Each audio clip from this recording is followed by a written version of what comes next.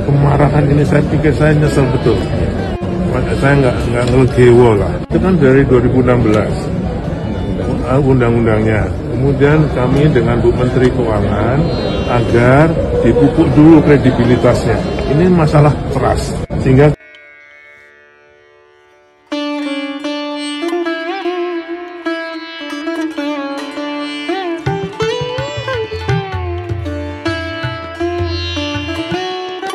nah, menurut saya apa yang dilakukan oleh Pak Bas di sini sangat keren sekali. Yaitu apa? Yaitu mendengar aspirasi dari masyarakat, mengerti keluh kesah masyarakat. Ya, kalau kita ketahui pada saat yang lalu, yaitu ketika ada iuran untuk tapera sebesar 2,5% hingga 3%. Di situ bahkan menuai polemik dan bahkan juga terjadi protes di mana-mana, dan bahkan pada waktu lalu juga ada yang berdemo di depan istana. Artinya masyarakat di sini tidak setuju lah dengan iuran tapera di sini. Ya, walaupun uang tidak hilang dan juga menabung, tetapi beban masyarakat saat ini juga semakin berat. Mulai dari apa? Harga bahan pokok naik, belum ada lagi iuran BPJS dan sebagainya. Nah, di situ akhirnya masyarakat protes keras terhadap iuran yang dipaksa untuk tabungan perumahan rakyat di sini. Bagaimana tidak dipaksa? Karena juga ya gaji karyawan itu potongannya sangat banyak sekali. Nah, di sini menurut saya apa yang dilakukan Pak Basuki sangat keren sekali. Pak Basuki dan juga Ibu Sri Mulyani, artinya mendengar keluh kesah dari masyarakat. Ya memang sih, iuran karyawan di sini kan setidaknya harus ada persetujuan lah dari karyawan swasta dan juga pegawai negeri. Seharusnya ada persetujuan. Sehingga di situ apa? Tidak memberatkan. Kalau yang pengen menabung silahkan, kalau tidak kepengen menabung silahkan. Tetapi pada saat yang lalu di situ dikejutkan dengan iuran dari tapera di sini sebesar 2,5% hingga 3%, dan akhirnya pun juga banyak yang protes.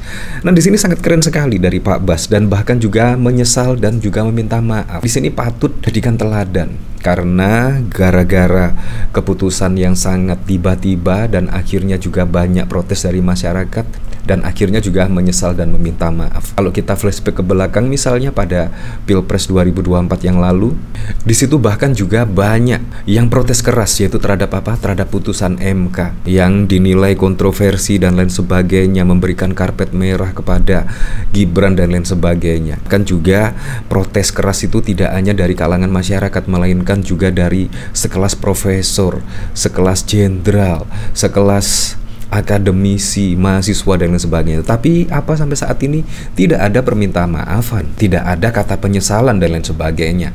Malah yang kemarin kita dikejutkan lagi dengan putusan MA. Wow, seharusnya kan menyesal dan meminta maaf lah. Seharusnya juga mendengarkan aspirasi dari masyarakatnya lah. Karena ya pemimpin dipilih itu ya gara-gara masyarakatlah yang mempercayakan pemimpinnya akan setidaknya merawat demokrasi, menjaga demokrasi dan lain sebagainya. Tetapi juga sampai saat ini juga tidak ada kata-kata penyesalan ya. Di sini bahkan juga dikomentari oleh King PWS. Pak Bas mengakui kesalahan karena tergesa-gesa dalam penetapan program tapera. Terima kasih Pak Bas karena menyadari adanya kesalahan yang membuat rakyat marah untuk program ini. Evaluasi dan kaji lagi PP tapera yang sudah diterapkan karena tidak sesuai dengan undang-undang tapera. Seperti ini permintaan maaf dari Pak Basuki. Kemarahan ini saya pikir saya nyesel betul. Saya nggak ngelegewo lah. Itu kan dari 2016 undang-undangnya. Kemudian kami dengan Bu Menteri Keuangan agar dipupuk dulu kredibilitasnya.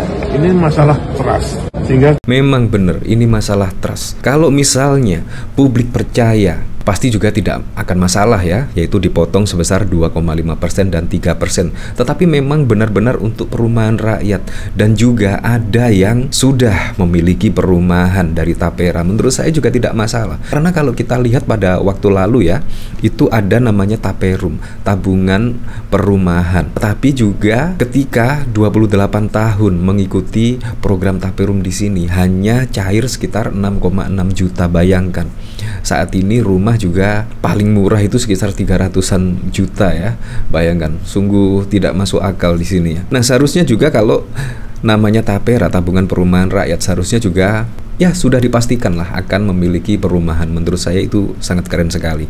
Kita undur ini sudah sampai 2027. Menurut saya pribadi, Kalau memang ini belum siap, kenapa kita harus tergesa-gesa? Harus diketahui APBN sampai sekarang ini sudah 105 triliun dikucurkan untuk FLPP, untuk subsidi bunga. Dan kan kalau untuk Tapera ini mungkin dalam 10 tahun bisa terkumpul 50 triliun. Jadi effortnya dengan kemarahan ini saya pikir saya nyesel betul.